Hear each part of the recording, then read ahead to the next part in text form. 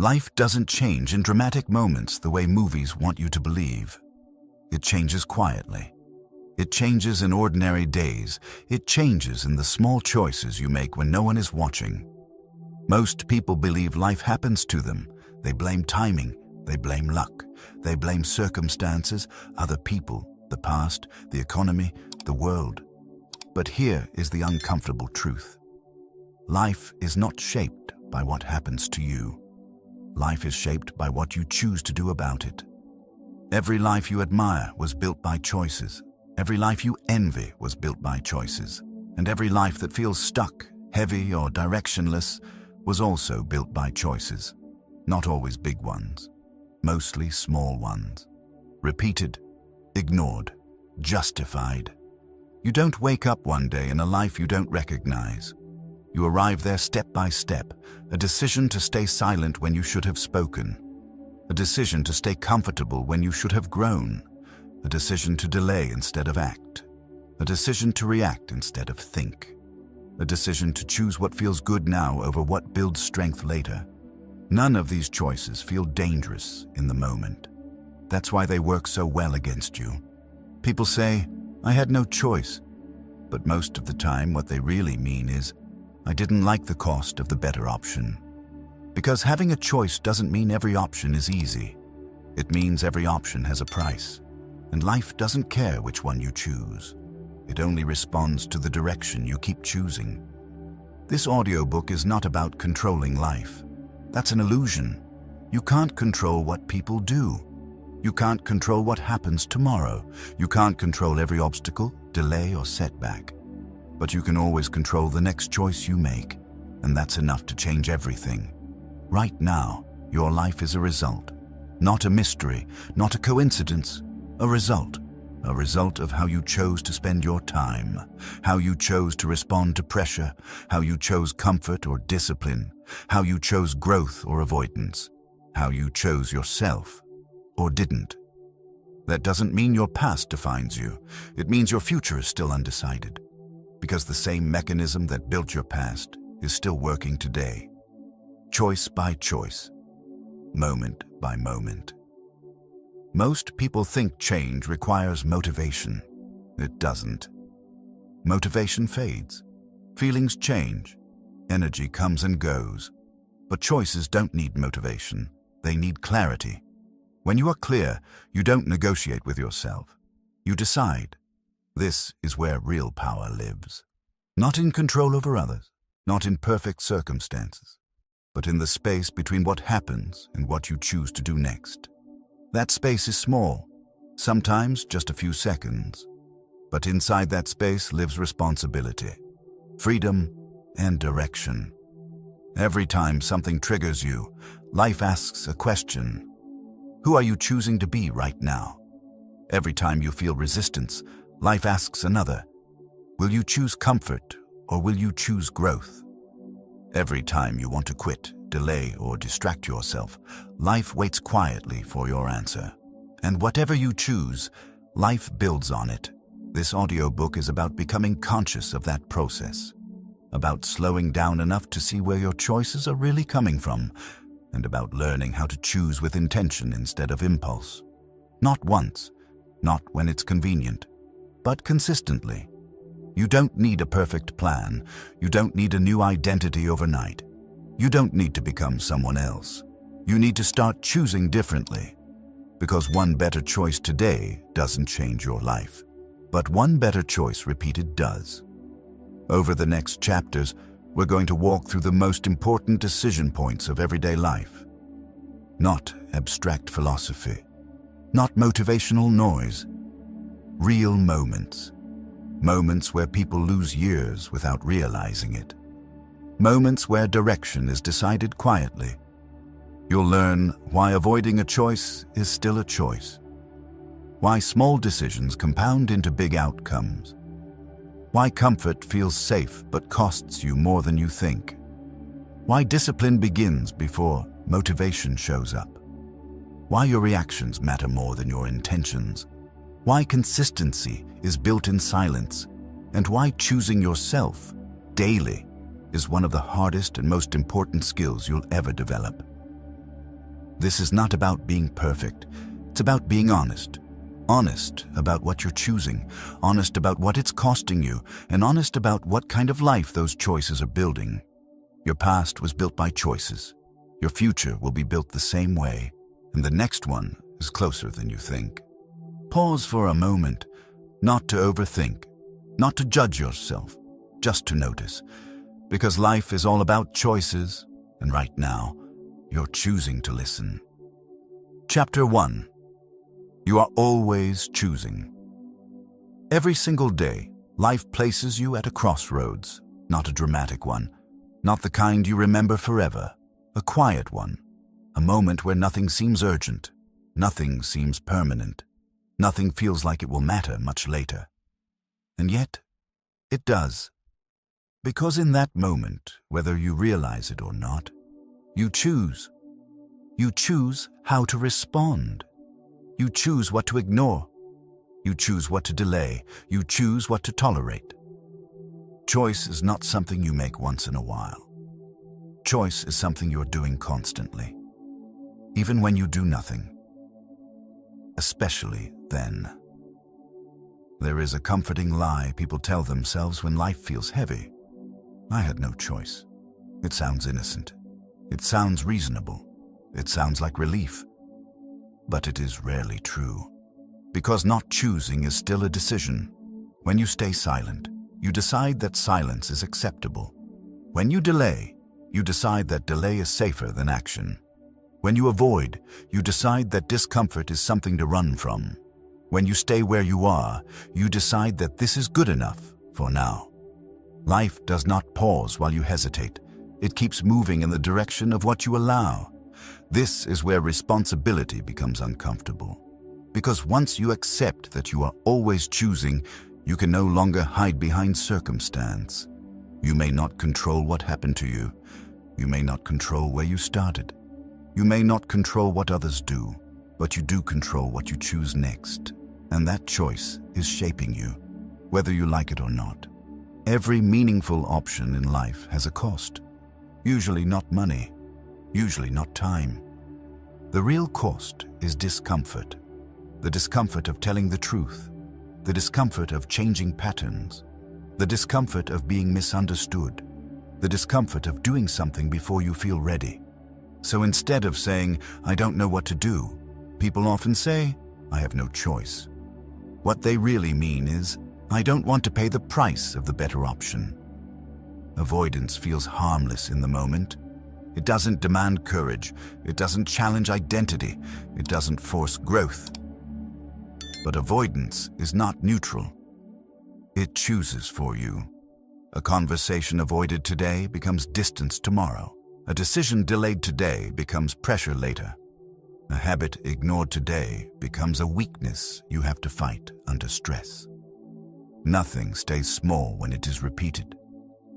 This is why life feels unfair to many people.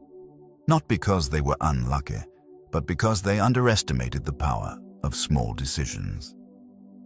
They waited for clarity before acting. They waited for confidence before choosing. They waited for certainty before committing. But clarity does not come before choice. It comes after. You do not see the path clearly and then decide to walk it. You decide to walk, and clarity forms with movement. Life rewards direction, not hesitation. This is why so many lives feel stuck.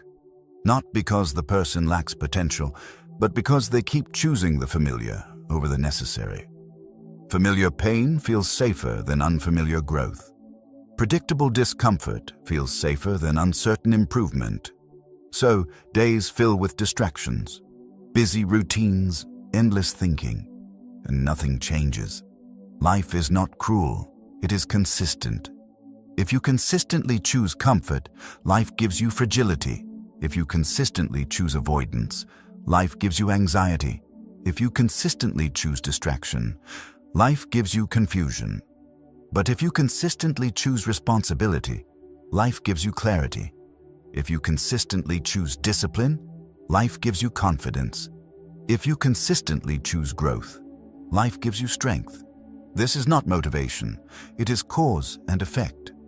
You do not need to change everything today. You do not need to become someone else overnight. You do not need one perfect decision to fix your future. You need honesty. Honesty about where you are choosing and where you are pretending not to. Right now, there is something you are avoiding. You already know what it is. A conversation, a habit, a boundary, a decision you keep postponing. You do not have to act immediately, but you do have to see it clearly, because the moment you admit, "I'm choosing this," you regain power. Not power over life, power over direction. Being stuck is rarely about lack of options. It is often about loyalty to a choice that no longer serves you.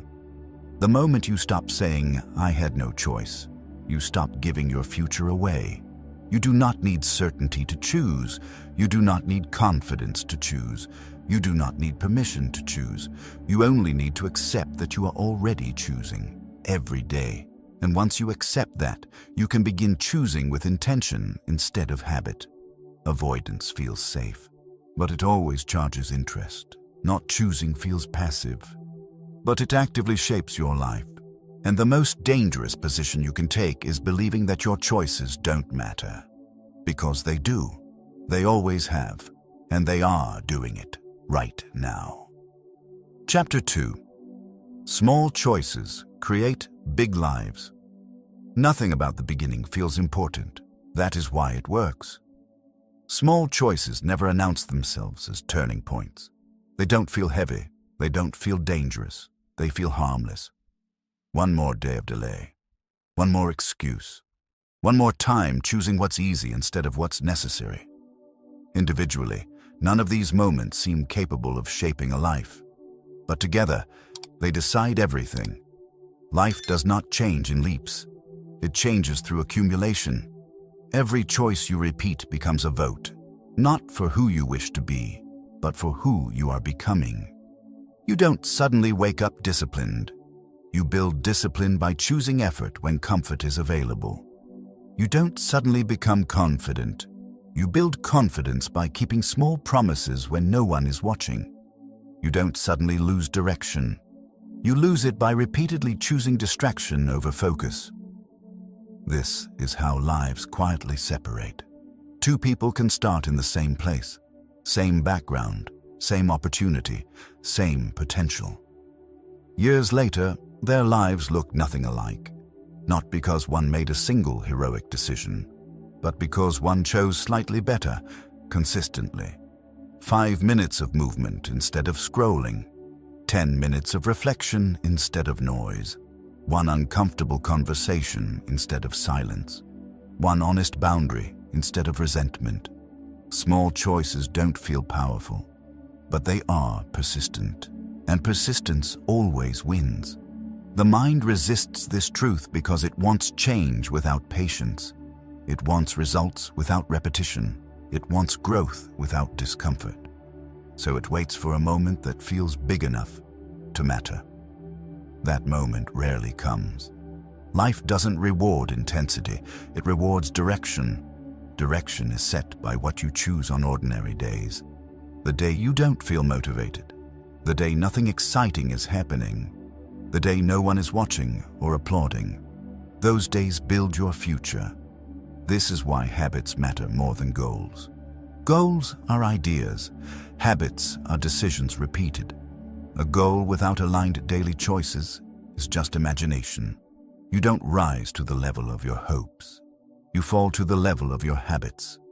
Every habit you keep is a quiet agreement with your future. It says, "This is the kind of life I'm building." And every habit you tolerate is doing the same. People underestimate how quickly small choices compound. They think tomorrow will be different without today being different, but tomorrow is built from today's decisions. A small choice made once does very little. The same choice made daily becomes identity. This is where responsibility becomes empowering. Because if your life is the result of accumulation, then changing direction doesn't require dramatic effort. It requires consistency. You don't need to do more, you need to do less, better. One decision repeated is more powerful than 10 decisions abandoned. This is also why regret is rarely about one moment. It's about patterns. People don't regret missing one workout. They regret years of choosing comfort over health. They don't regret one avoided conversation. They regret relationships eroded by silence. They don't regret one distracted day. They regret a life lived without focus. The pain arrives late, but the cause was early. Life compounds quietly. What you choose to read compounds. What you choose to watch compounds. What you choose to eat compounds. What you choose to think about compounds. What you choose to ignore compounds. Nothing is neutral when repeated. This is why awareness matters more than intensity. You don't need to overhaul your life. You need to notice what you are reinforcing. Right now, your daily choices are training you to become stronger or weaker, more focused or more scattered, more disciplined or more reactive. No single day defines you, but patterns do. So instead of asking, "What big change do I need?" ask a better question. What am I choosing every day that is shaping my direction? Look at a normal day. Not a perfect one, not a terrible one, a normal day. How you start it, how you handle resistance, how you respond to boredom, how you end it. That day is not random, it is a blueprint. And if you don't like where that blueprint leads, you don't need a miracle. You need a small adjustment, repeated. Life does not reward those who try hardest once. It rewards those who choose better consistently. Big lives are not built by dramatic moments. They are built by quiet decisions made daily. And the most powerful thing you can do right now is stop waiting for a moment that feels important. Because the moment you are in is already shaping you. Chapter 3. Comfort is a daily decision. Comfort rarely feels like a problem. It feels like relief. It feels like choosing rest instead of effort, silence instead of conflict, ease instead of resistance, and that is why comfort is dangerous. Comfort does not arrive as an enemy. It arrives as a reasonable option. Just today, just this once, just until things feel better. But comfort is not chosen once. It is chosen daily. Every time you take the easier path when a harder one would build you, you are not just resting, you are training yourself to avoid resistance. Life does not remove challenges when you choose comfort. It removes your capacity to face them. This is how people slowly lose strength without realizing it. They don't become weak overnight.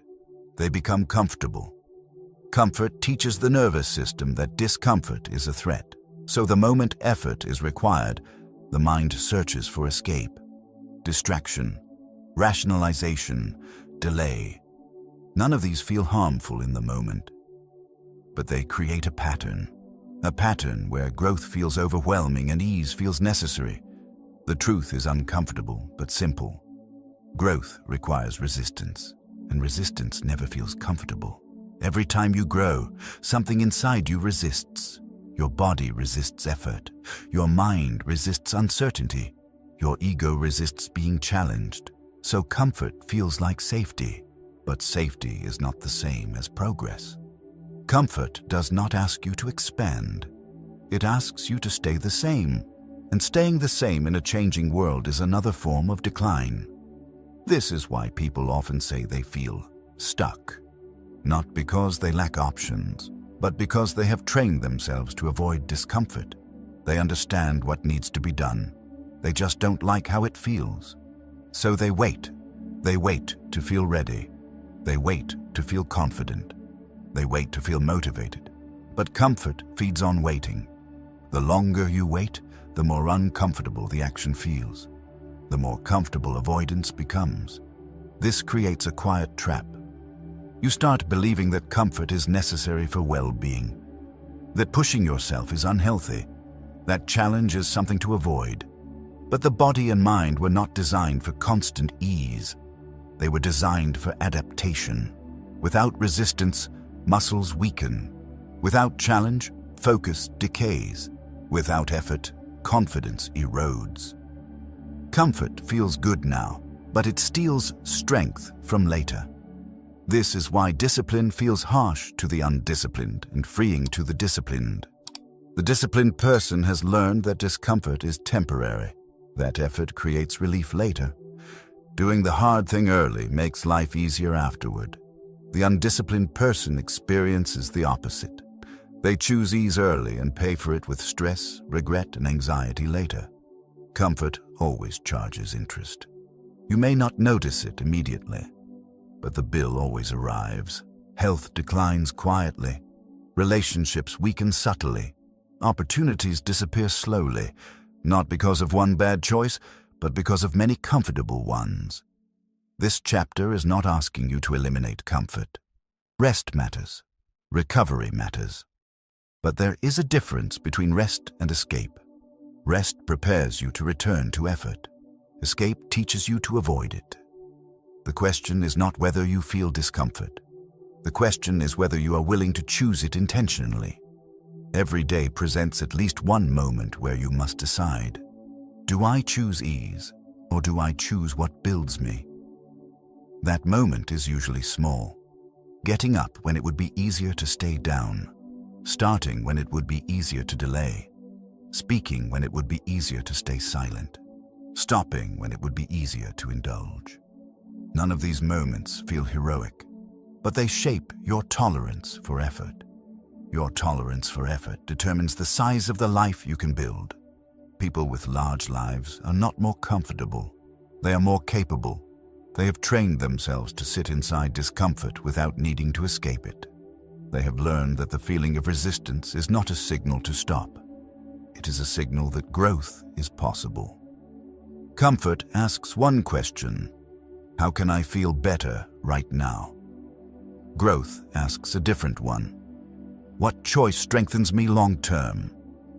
You cannot answer both at the same time. Each day, you choose which question you will respond to. This is not about punishment, it is about alignment. Choosing discomfort is choosing your future. Choosing comfort is choosing the present. Neither is evil, but they lead to very different lives. And the life you experience 5 years from now will not be the result of one bold moment. It will be the result of thousands of small decisions where you either leaned into resistance or stepped back into ease. Comfort feels kind in the moment, but it is indifferent to who you become. Growth feels demanding, but it respects your potential. And every day, quietly, without drama, you decide which one you are listening to. Chapter 4. Discipline is chosen before it's felt. Discipline is often misunderstood. It is imagined as something emotional, a surge of motivation, a sudden wave of determination. That image is comforting, because it suggests you only need to feel different in order to act differently. But discipline does not begin with feeling ready. It begins with deciding before you feel anything at all. Waiting for motivation is a strategy that rarely works. Motivation is unstable. It appears when conditions are easy and disappears the moment resistance shows up. If your actions depend on how you feel, your results will always be inconsistent. Discipline exists precisely for the moments when feelings are unreliable. It is the choice to act even when the body resists, even when the mind complains, even when there is no emotional reward in sight. This is why discipline feels heavy at first. You're acting without internal agreement. Your feelings have not caught up yet. But feelings are not leaders, they are followers. They follow behavior. Confidence follows action. Clarity follows commitment. Energy follows movement. You do not wait to feel disciplined. You act disciplined and the feeling comes later. Most people reverse this order. They wait to feel inspired. They wait to feel certain. They wait to feel capable. And while they wait, nothing changes. Discipline is not about forcing yourself endlessly. It is about removing negotiation. Every time you debate with yourself, you drain energy. Should I start now or later? Should I skip today or not? Should I rest or push? The disciplined person decides once and executes many times. They remove the daily argument. This is why discipline creates freedom. not restriction. When a decision is already made, your mind relaxes. There is no internal conflict, no wasted energy, just action. Undisciplined lives feel chaotic because everything is negotiated daily. Nothing is stable. Nothing is automatic. Everything depends on mood. Mood is a terrible leader. Feelings are shaped by sleep, nutrition, stress, and environment. They are volatile by nature. Discipline creates a structure that does not depend on emotional stability.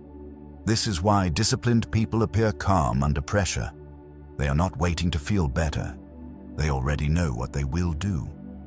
Discipline is not intensity. It is reliability. It is showing up when it is boring.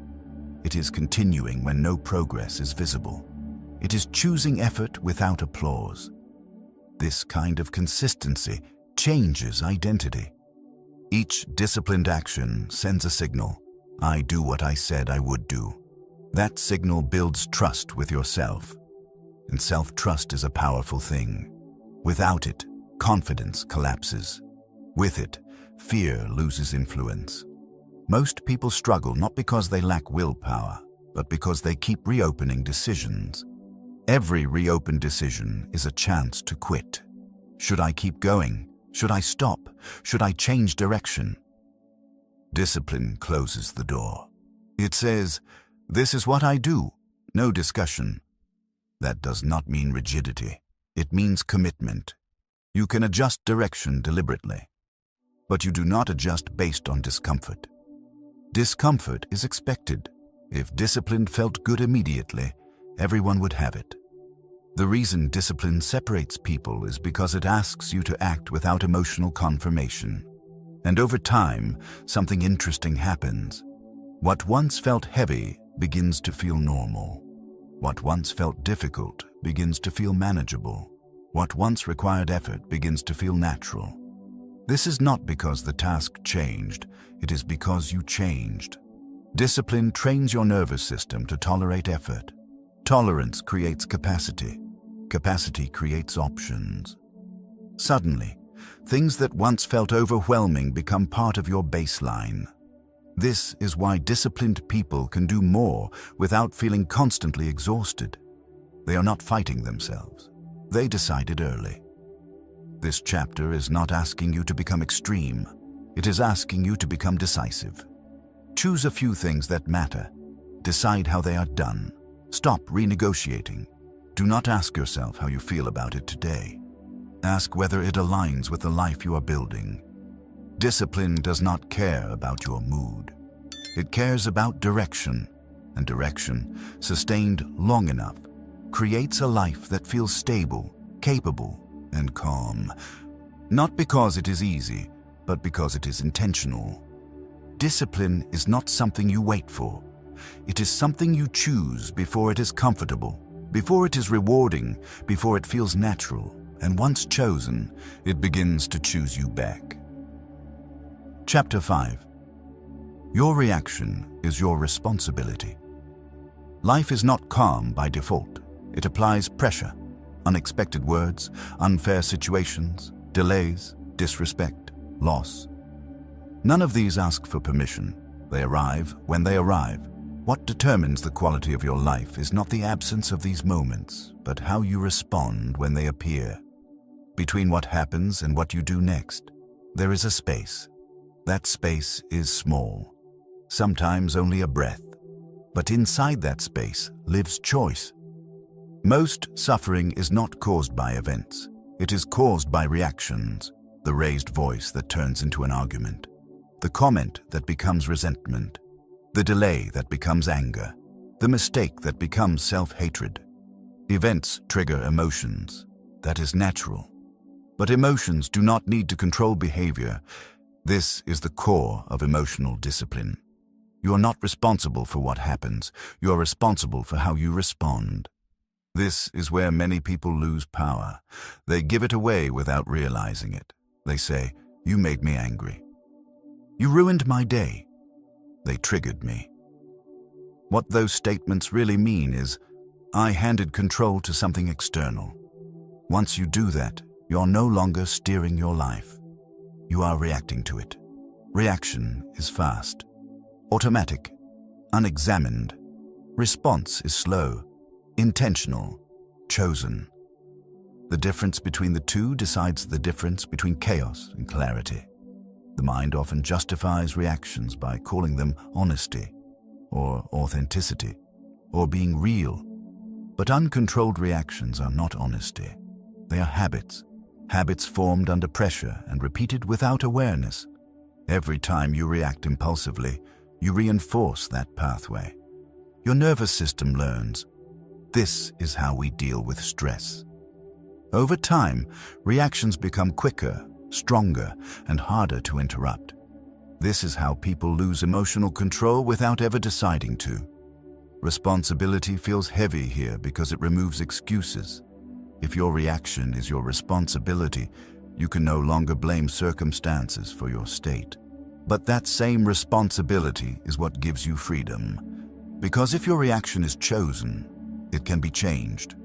The pause is everything, not a long pause, not a dramatic one, just enough space to remember who is in control. 3 seconds is often enough. A breath before speaking, a moment before responding, a brief delay before acting. That pause interrupts the automatic loop. It allows reason to enter, and reason does not eliminate emotion. It places it in context. You can feel anger without becoming aggressive. You can feel disappointment without becoming bitter. You can feel fear without becoming frozen. Stoic discipline is not emotional suppression. It is emotional command. It is the ability to feel fully without being ruled. This skill compounds. Each time you choose response over reaction, you strengthen that capacity. You begin to notice triggers earlier. You regain composure faster. You waste less energy on regret. People often believe that reacting strongly shows strength. It does not. Strength is restraint. Anyone can react.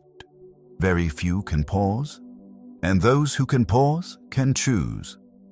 This is why calm people feel powerful. They are not calm because life is easy. They are calm because they are not surrendering control. Every reaction has a cost. An argument costs peace. An outburst costs trust. A defensive response costs learning. A bitter reaction costs clarity. Those costs accumulate, but so do disciplined responses. A calm reply preserves dignity. A measured answer preserves relationships. A thoughtful response preserves direction. This chapter is not asking you to become passive. It is asking you to become precise. There are moments when firmness is required. Boundaries matter. Truth matters. But firmness chosen deliberately is very different from anger expressed impulsively. One builds respect. The other creates damage. You do not need to win every moment. You need to remain in control of yourself. Because when you lose control of your reaction, you lose the ability to choose your direction. Life will continue to apply pressure. That will not change. But pressure does not define you. Your response does. Every time something challenges you, life asks a quiet question. Will you react or will you respond? That answer shapes your character, and character shapes your life. Responsibility is not a burden here. It is a lever. Chapter 6. Who you listen to is a choice. Your life is shaped by voices, not just the loud ones, the repeated ones. Every day, ideas pass through your mind, opinions, judgments, expectations, fears that did not originate from you. Very few of them arrive by accident. Attention is not neutral. What you allow into it leaves a mark. The mind absorbs what it is exposed to most often, not what is true, not what is best, what is frequent. This is why environment matters more than intention. You may intend to think clearly, but if your mental environment is noisy, clarity becomes rare. You may intend to stay focused, but if your attention is constantly interrupted, focus never forms. This is not weakness. It is conditioning. Every voice you listen to is training you. Some voices train you toward courage. Others train you toward fear. Some strengthen discipline.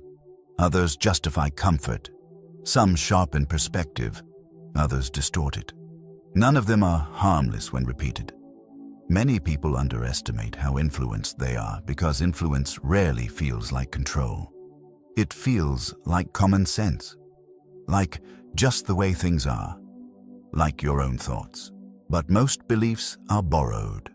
Borrowed from media, borrowed from peers, borrowed from people who speak often, not necessarily people who live well. If you are not deliberate about who you listen to, you will be shaped by whoever is loudest. This is how direction is lost quietly. You begin to normalize distraction. You begin to normalize anxiety. You begin to normalize constant comparison. And over time, your inner dialogue changes. It becomes impatient, reactive, doubtful. Not because you are broken, but because you have been trained that way. Your attention is life energy. Where it goes, your thoughts follow. Where your thoughts go, your emotions follow. Where your emotions go, your actions follow. So when attention is scattered, life feels scattered. This is why people feel mentally exhausted without doing anything physically demanding. Their attention is constantly pulled, fragmented, never allowed to settle. A mind that never settles cannot think deeply. And without deep thinking, choices become shallow. You begin reacting to trends instead of values, to noise instead of meaning, to urgency instead of importance. This is not accidental. Entire systems are designed to compete for your attention. They do not care about your clarity. They care about engagement, and engagement is often driven by fear, outrage, and comparison. If you consume that environment daily, it becomes your mental climate. You cannot expect calm in a storm you willingly step into. This chapter is not about isolation. It is about selection. You do not need to silence the world. You need to choose which voices earn access. Every voice has a tone, and tone shapes perception. Voices that complain train helplessness. Voices that blame train victimhood. Voices that mock effort train cynicism. Over time, those tones become your own. But the opposite is also true. Voices that value responsibility train strength. Voices that emphasize clarity train discipline. Voices that speak calmly under pressure train composure. The mind learns by imitation. This is why mentorship matters, even indirect mentorship. What you read, what you listen to, what you repeatedly expose yourself to, these are choices, and they are shaping your standards. If you listen to people who excuse weakness, you will excuse your own. If you listen to people who respect effort, you will begin to respect your own discipline. Your inner voice is not something you are born with. It is something you build, and it is built from external voices absorbed over time. This is why boundaries are necessary, not just physical boundaries, but cognitive ones. You do not owe your attention to everything.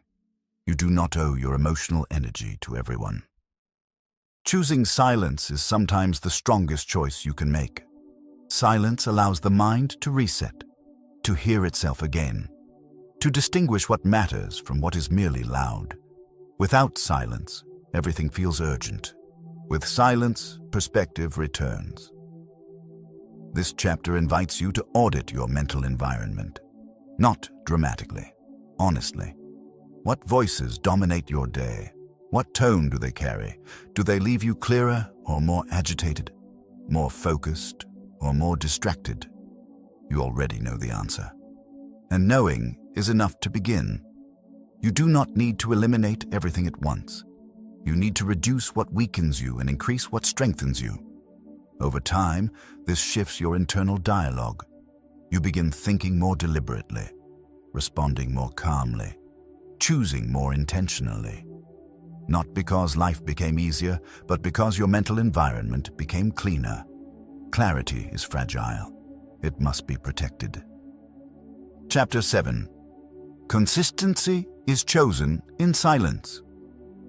Consistency is quiet. It does not announce itself. It does not seek recognition. It happens when no one is watching, when there is no reward, when there is no pressure to perform. This is why it is rare. Most effort in the world is public. People push when they are seen. They improve when they are evaluated. They try harder when results are immediate. But life is not built on public moments. It is built on private ones. What you do when no one notices reveals who you are becoming. Consistency is not about intensity. It is about identity. Anyone can try hard once. Anyone can show up when motivation is high. Anyone can perform when the spotlight is on. But repeating the same behavior in silence requires alignment. Alignment between what you say matters and what you actually do. This is where most people drift. They want results without routine. They want change without repetition. They want progress without patience. So they rely on mood. Mood feels real. Mood feels honest. But mood is unstable. If your actions depend on how you feel, your direction will change daily. Consistency removes that volatility. It creates a steady signal to the nervous system. This is who we are, and the nervous system responds by adapting. At first, consistency feels heavy. There is no feedback, no validation, no visible progress. Just repetition. This is where people quit. Not because the effort is too hard, but because the reward is too delayed. Silence is uncomfortable for the ego. There is nothing to show, nothing to prove, only commitment. But silence is where identity forms. Every time you repeat a behavior without being seen, you strengthen the belief, I do what I said I would do. That belief compounds. Self-trust grows quietly. Confidence stabilizes. Doubt loses leverage. This is how disciplined people feel calm. Not because life is easy, but because they trust themselves. They do not rely on motivation. They rely on patterns. Patterns reduce decision fatigue. They remove negotiation. There is no question of whether to act. The answer is already built in. This frees mental energy. Undisciplined lives feel exhausting because every day requires convincing yourself again. Consistency is efficient. It conserves willpower by making behavior automatic. This is why small, repeatable actions are more powerful than ambitious plans. Plans excite the mind. Repetition changes the body. Identity is not shaped by what you think you are. It is shaped by what you repeatedly do. You cannot lie to repetition. Over time, behavior becomes belief. I am someone who shows up.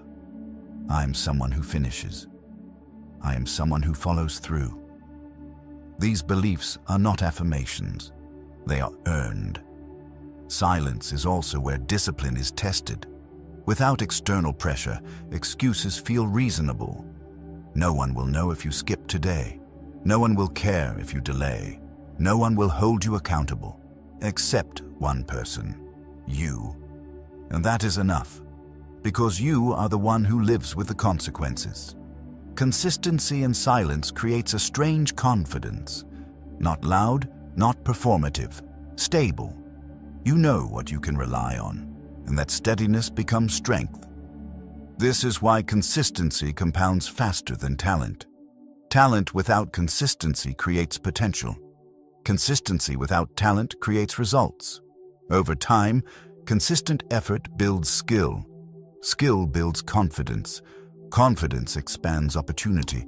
This chain begins in silence. This chapter is not asking you to do more. It is asking you to do less, but repeatedly. Choose a small behavior that aligns with the life you want. Make it simple. Make it repeatable. Then protect it from interruption. Not aggressively, calmly. Treat it as non-negotiable. Not because it is impressive, but because it is necessary. You do not need perfect execution. You need continuity. Miss a day, return the next. No drama, no self-judgment. Consistency is not perfection. It is resilience, the ability to return without losing direction. This is how long-term results are built. Not through pressure, not through intensity. Chapter 8. Choosing yourself changes everything. Choosing yourself is often misunderstood. It is confused with selfishness, with arrogance, with indifference toward others. But choosing yourself is none of those things. Choosing yourself is responsibility.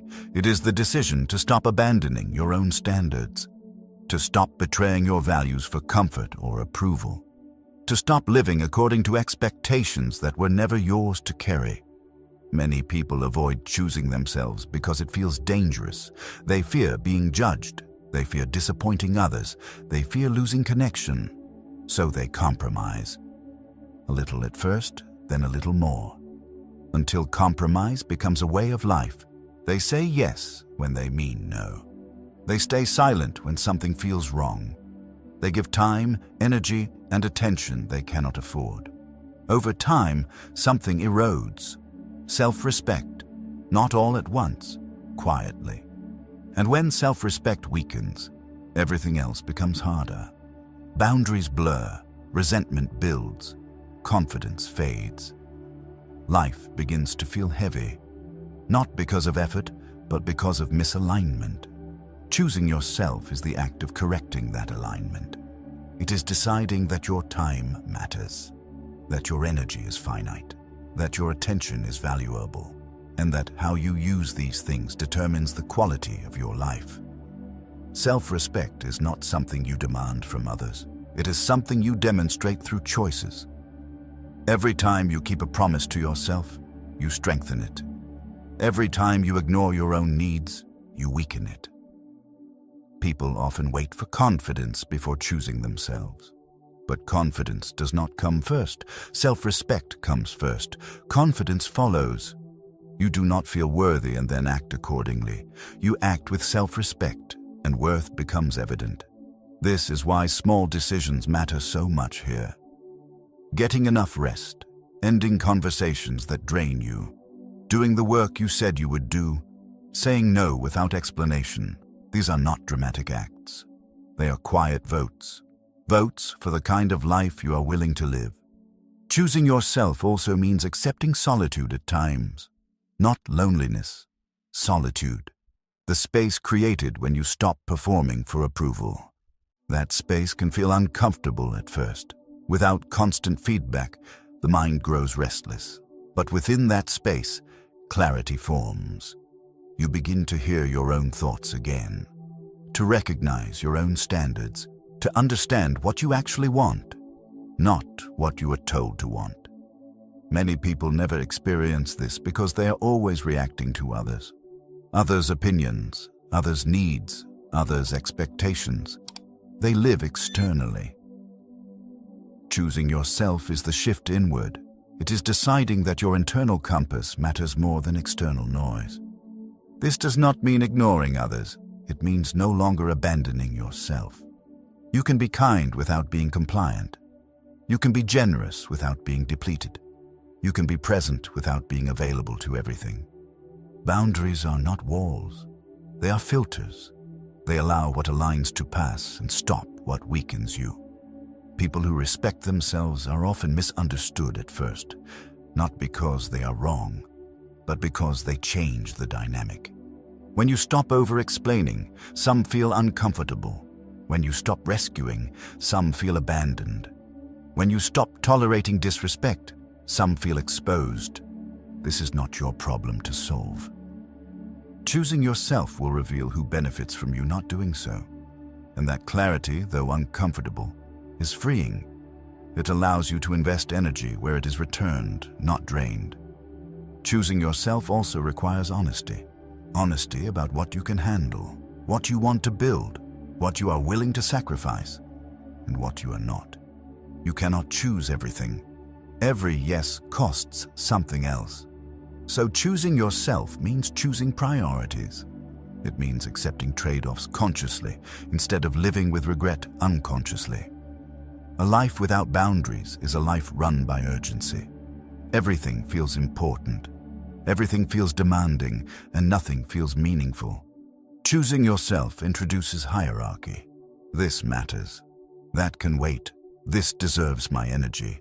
That does not. Clarity replaces chaos. And with clarity comes calm.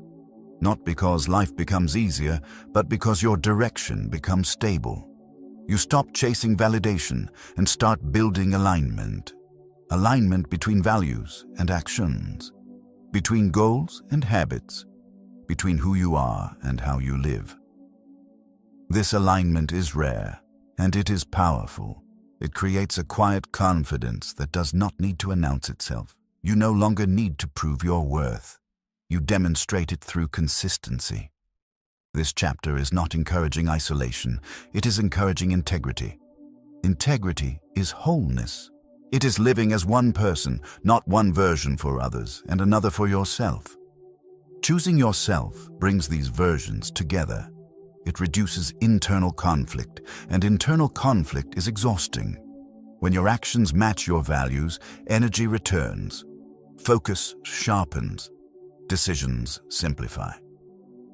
Life feels less dramatic because you're no longer negotiating with yourself constantly.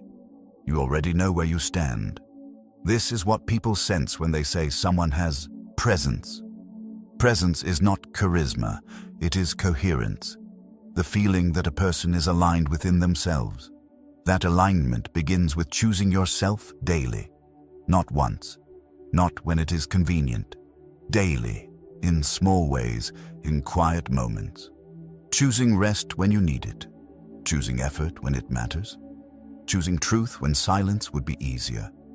Choosing boundaries when compliance would be praised. Each choice reinforces the next. Over time, choosing yourself stops feeling selfish and starts feeling necessary. Because you realize something important. No one else can do it for you. No one else can live according to your values. No one else can protect your time. No one else can decide what kind of life you are building. That responsibility is yours, and accepting it is not a burden. It is relief. Relief from pretending, relief from resentment, relief from drifting. Choosing yourself does not make life perfect. It makes it honest, and honesty is sustainable. The world will continue to make demands. People will continue to have opinions. Circumstances will continue to change. But when you choose yourself, you remain grounded. You know what matters. You know what you stand for. You know what you are building. And that knowledge steadies you. This is how everything changes. Chapter 9. You become what you repeat. Identity is not something you declare. It is something you demonstrate. You can say who you want to be. You can imagine a better version of yourself. You can even believe in it deeply. But the mind does not become what it believes. It becomes what it repeats. Every repeated action is a lesson. Not spoken, practiced. And practice always wins. The brain is not persuaded by intention. It is persuaded by evidence. What you do once means very little. What you do again and again becomes proof. This is why change feels difficult for many people. They try to think their way into a new identity without behaving their way into it. They wait to feel like a disciplined person before acting disciplined. They wait to feel confident before acting with confidence. But identity does not work that way. Action comes first. Identity follows. Every time you repeat a behavior, you are casting a vote for the kind of person you are becoming. Missed once, the vote is weak. Repeated daily, the vote becomes decisive. This is how habits stop feeling like habits and start feeling like a personality. You don't wake up one day and decide who you are. You wake up one day and realize who you have been practicing. This applies to everything. If you repeatedly avoid discomfort, you practice avoidance. If you repeatedly quit when things get hard, you practice quitting. If you repeatedly distract yourself from tension, you practice escape. And the brain adapts. It becomes efficient at what you repeat. The opposite is also true. If you repeatedly show up, you practice reliability. If you repeatedly act despite resistance, you practice courage. If you repeatedly keep small promises, you practice integrity. These practices shape identity. Identity then shapes expectation. you begin to expect yourself to follow through. You begin to expect yourself to act calmly. You begin to expect yourself to handle pressure. Expectation changes behavior automatically. This is why disciplined people appear effortless. They are not exerting constant willpower. They are acting in alignment with who they believe they are. And that belief was built through repetition. The danger is that repetition works in all directions. You become what you repeat, whether you choose it consciously or not. Repeated procrastination becomes self-doubt. Indulgence repeated becomes dependency. Repeated excuses become a limitation. None of these starts loud. They start small, and they grow through consistency. This is why identity-based change lasts and outcome-based change fades. If you chase results without changing behavior, the results feel temporary. If you change behavior long enough, results become inevitable. The mind is always asking a quiet question: what kind of person does this?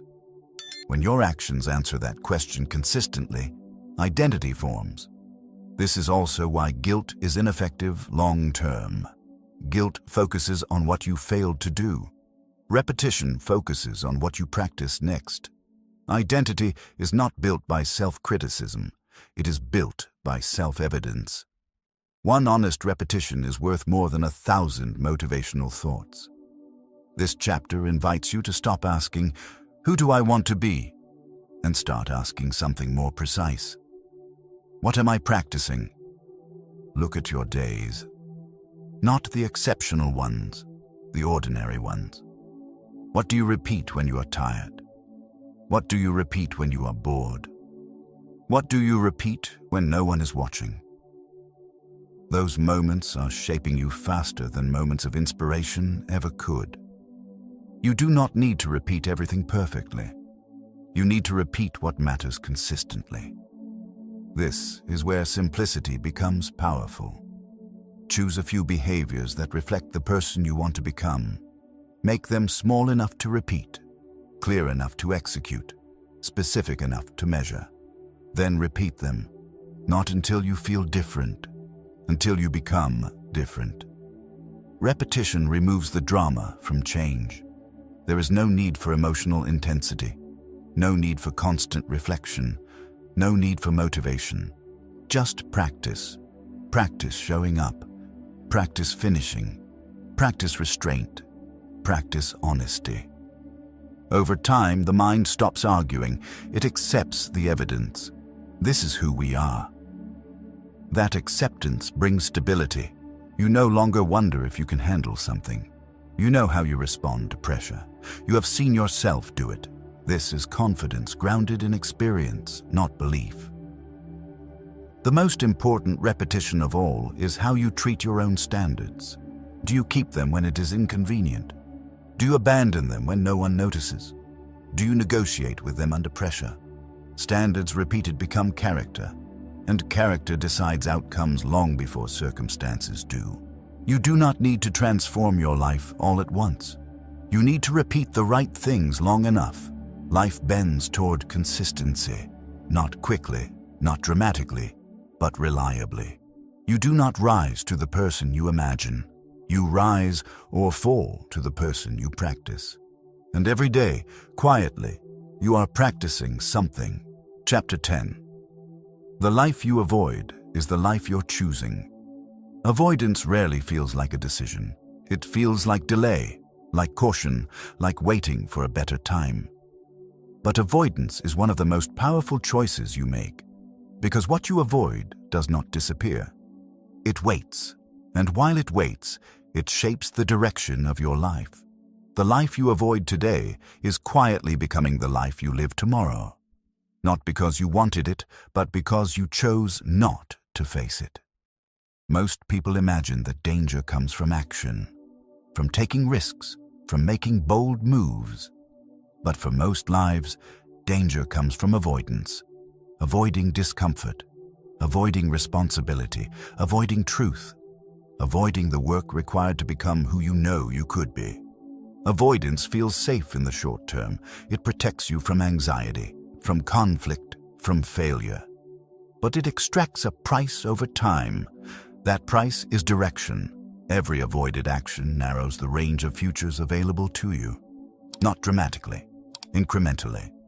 And because the change is slow, it feels invisible. Until one day, you look up and realize the path has closed behind you. People rarely regret the risks they took and failed. They regret the risks they never took at all. Not because the outcome would have been perfect, but because avoidance made the decision permanent. There is a particular pain that comes from this realization, a quiet pain, one without drama, the pain of knowing you did not lose because you tried and failed, but because you never fully chose. Avoidance trains the nervous system to retreat. Each time you step back from discomfort, the mind learns. This is how we survive. And survival becomes the standard. Growth is no longer the goal. Safety is. But safety, pursued long enough, becomes confinement. You begin to organize your life around what you can tolerate, not what you are capable of. You choose work that feels secure instead of work that feels meaningful. You choose relationships that feel familiar instead of relationships that demand honesty. You choose routines that feel manageable instead of routines that would challenge you. None of these choices feel wrong in isolation. That is why they work. Avoidance rarely looks like self-sabotage. It looks like reason. I'll do it later. Now isn't the right time. I need to be more prepared. I don't want to rush. Sometimes these statements are true. Often they are disguises. Disguises for fear. Fear of failure, fear of rejection, fear of exposure, fear of discovering that you are capable of more than you are currently willing to give. Fear does not always scream, it whispers. And when fear whispers, avoidance listens. The tragedy is not that fear exists. Fear is natural. The tragedy is building a life that revolves around avoiding it. When fear dictates choices, potential shrinks. You stop asking, what could I build? And start asking, what can I avoid losing? That shift changes everything. You become defensive instead of creative, reactive instead of intentional, cautious instead of decisive. Life becomes something to manage, not something to shape. Avoidance also distorts time. The future feels distant, abstract, unreal, so you trade it for immediate relief. But the future always arrives, and it arrives carrying the weight of what you chose not to do. The conversation you avoided becomes distant. The boundary you avoided becomes resentment. The effort you avoided becomes a limitation. The discipline you avoided becomes regret. Regret is not sudden. It accumulates. It is the echo of avoided moments. People often think regret comes from mistakes. More often, it comes from hesitation, from standing at the edge of a decision and stepping back again and again until the opportunity quietly expires. This chapter is not asking you to eliminate fear. That is unrealistic. It is asking you to stop letting fear decide. Fear will always offer a reason to wait, to delay, to choose comfort over growth. But fear has no interest in your future, only in immediate relief. If you let fear vote daily, it will win every election. Avoidance also erodes self-trust. Each time you know what needs to be done and choose not to do it, something weakens inside you. Not confidence, credibility. You stop believing your own intentions. You tell yourself you will act later, but you know the pattern. Later becomes never. This internal fracture is subtle but destructive. Because once you no longer trust yourself, everything feels harder. Decision-making becomes exhausting. Motivation becomes unreliable. Hope feels hollow. Choosing avoidance does not protect you from pain. It postpones it and multiplies it. The discomfort you avoid today returns later with interest. And unlike the original discomfort, which could have strengthened you, this one only drains. Facing what you avoid does not guarantee success, but avoiding it guarantees stagnation. Action creates information. Avoidance creates an illusion. When you act, you learn. When you avoid, you imagine. And imagination is often harsher than reality. Most of the things people fear, they are less damaging than the life built around avoiding them. This is why courage is misunderstood. Courage is not confidence. It is movement despite uncertainty. It is choosing a direction without assurance. Courage does not wait for fear to disappear. It moves while fear is present. And each time you move, fear loses authority. The first step is rarely clean, rarely graceful, rarely impressive. But it breaks the pattern. It tells the nervous system, we move forward, even when it is uncomfortable. That message changes identity. Avoidance shrinks identity. Action expands it. This is not about reckless decisions. It is about honest ones. What are you avoiding because it threatens your comfort, but not your integrity? What decision keeps returning because it matters? What conversation keeps resurfacing because silence is no longer neutral? These questions are not accusations. They are invitations. Invitations to reclaim authorship. You're not powerless in your life. You are deciding it daily, through action or avoidance. The life you are living now is not random. It is aligned with what you have been willing to face.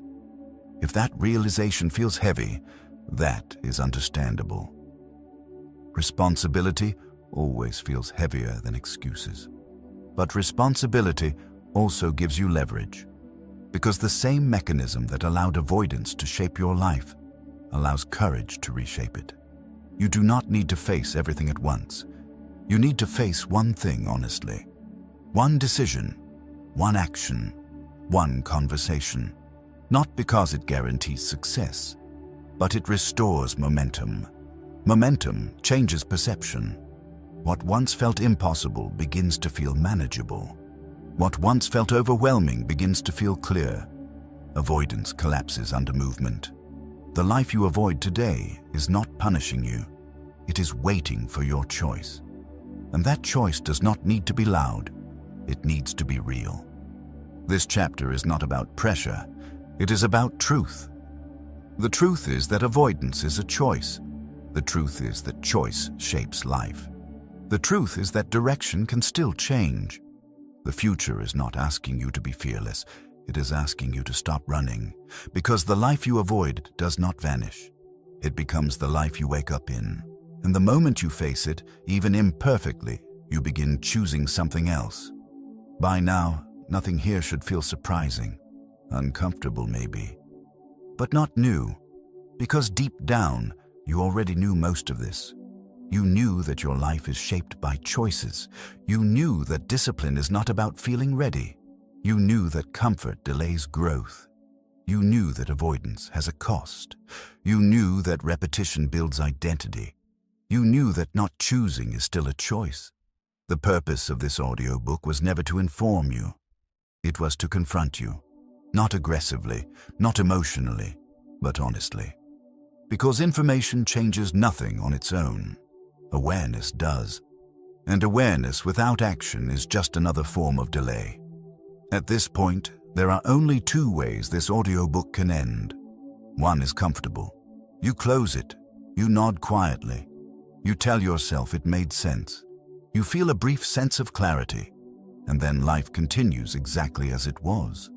The same habits, the same excuses, the same patterns.